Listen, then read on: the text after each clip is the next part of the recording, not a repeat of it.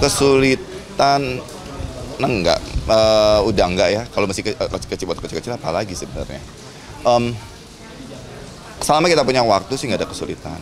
Bagaimana kita, saya sebagai pribadi, saya ya sebagai laki-laki yang pingin bebas, saya punya pergaulan segala macam, pingin kerja lebih, saya pingin menjalankan ego saya, itu udah nggak mungkin. Saya harus mengorbankan itu semua. Jadi saya cuma bisa pilih 1 atau 2 kerjaan sehingga saya punya waktu untuk mereka. Itu sih yang paling penting. Saya nggak bisa ya egois lagi terhadap karir saya kayak gitu. Jadi bisa harus membatasi ruang kerja saya sendiri demi waktu kepada mereka. Berarti sekarang sibuknya ke anak daripada kerjaan ya? Ya pekerjaan tentu juga dong, kan anak-anak juga perlu biaya semua. Saya pribadi semua butuh operasional semuanya, apalagi semua juga makin mahal. Mudah-mudahan ya saya bisa untuk saat ini saya menjalankan kehidupan yang cukup aja. Cukup untuk memenuhi operasional yang ada, bisa untuk memuaskan istilahnya kebutuhan resiernya anak-anaknya kayak hiburan, kayak gitu. Nah, itu udah cukup menurut saya. Tapi untuk rencana liburan sama anak-anak ada Mas? Ada banget, tapi masih lokal aja. Anak-anak saya masih belum punya paspor, jadi itu planningnya.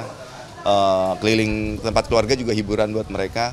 Kebetulan mereka tuh anak-anak yang nggak doyan main-main di mall, jadi untuk ngajak mereka ke mall itu berat banget. Tapi ya bagus, saya juga senang sekali gitu. Jadi kalau saya pancing juga nggak mau. Jadi diajak, dia lebih suka ke laut seperti itu. Jadi rencana planning ke laut. Gunung mereka nggak terlalu interest ya. Tapi lebih ke laut, kayaknya ya mungkin saya hanya main-main di laut. Itu kalau ribut, misalkan ada yang pengen ini, lebih beda. Kalau liburan pengen kesini, lebih beda itu gimana? Kan anaknya cuma 2 ya, jadi saya harus bisa seimbang dalam membagi keinginan mereka. Jadi ganti-gantian seperti itu.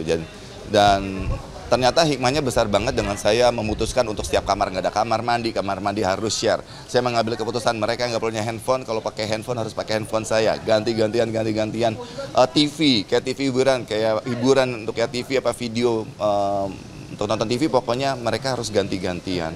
Dan itu ternyata mempercepat proses pendewasaan mereka, proses kayak mereka menjadi tumbuh dengan lebih bijak. Mereka harus pandai mengantri gitu. Jadi jangan jaya anak-anak orang ngantri aja nggak bisa gitu ya di luar gitu kan. Jadi ya udah pokoknya itu ada hikmahnya untuk berganti-gantian. Tapi seberapa dekat masalah sama anak-anak? Cuma Allah yang bisa tahu. Saya cuma memasrahkan kedekatan saya, hubungan batin saya, pikiran saya terhadap anak-anak, saya pasrahkan kepada Allah. Karena itu semua proses perjuangan. Anak-anak saya masih kecil, ada yang masuk teenager. Karena teenager katanya lebih sulit lagi dari teman-teman yang anak-anaknya sudah teenager. Tapi saya punya temen juga, anak-anaknya yang sukses semua, berhasil jadi cum laude, lulus universitas gitu kan, yang kayaknya tuh tidak punya kesulitan dalam mengatur saya. Jadi banyak mencari nasihat dari keluarga, dari teman-teman sendiri saya yang sudah sukses terhadap anak-anak mereka gitu loh. Ya jadi saya mempasrahkan itu semua, yang penting nggak boleh lose control ya. Jadi kita harus tetap mengawasi dengan baik. Tapi Mas sendiri ngatur juga pola, misalkan mau beli baju atau kayak mau makan harinya sukanya apa, atau emang sama-sama aja seperti itu?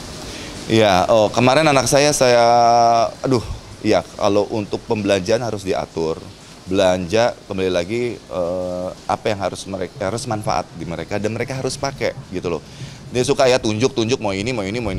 Saya marah tuh istilahnya, kok nggak dipakai? Tar dulu, ini sepatu udah lama nih, jangan sampai kekecilan nih. Ini nggak pernah nih dia. Jadi saya suka bilang, abang itu nangis sepatunya. Saya suka merayu mereka dengan gitu.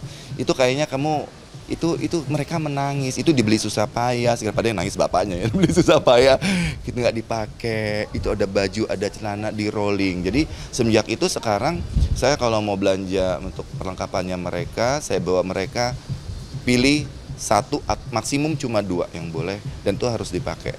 Selama itu tidak dipakai, nggak boleh ada pembelanjaan yang ketiga, keempat, kelima, nggak bisa. Jadi saya benar-benar kalau urusan itu nggak boleh mereka kebiasaan, gampang ya uang bisa dihambur-hamburkan, saya nggak mau gitu. Saya benar-benar tidak mengunci juga, tapi coba untuk menghargai semua pengeluaran yang ada, karena itu semua dari jeripaya kerja orang tua atau jeripaya orang yang sayang sama mereka, sebuah pemberian kayak gitu ya, sebuah pemberian, kamu hargain. Orang itu ingat kamu, sayang sama kamu, kerja, dikasih hadiah, kamu rusak. pikiran kamu apa? Langsung kayak gitu. Pikiran kamu apa? Kamu nggak kasihan. Itu loh, dia ingat kamu kasihan kayak gitu. Jadi saya nilai-nilai ya sifatnya mereka harus lebih merenungkan perasaan-perasaan ya orang kayak gitu. Tapi harapan untuk kedepannya untuk anak-anak apa? Ya seumum deh harapan ke depan. Saya harapan ya tentu saja dari kekurangan orang tua ya. Kekurangan dari saya pribadi, mudah-mudahan mereka punya nilai-nilai ibadah yang lebih baik. Sekolah, saya pinginnya mereka di kehidupan yang ini aja, pendidikan yang formatif aja deh gitu loh. Kalau bisa jangan artis gitu kan ya.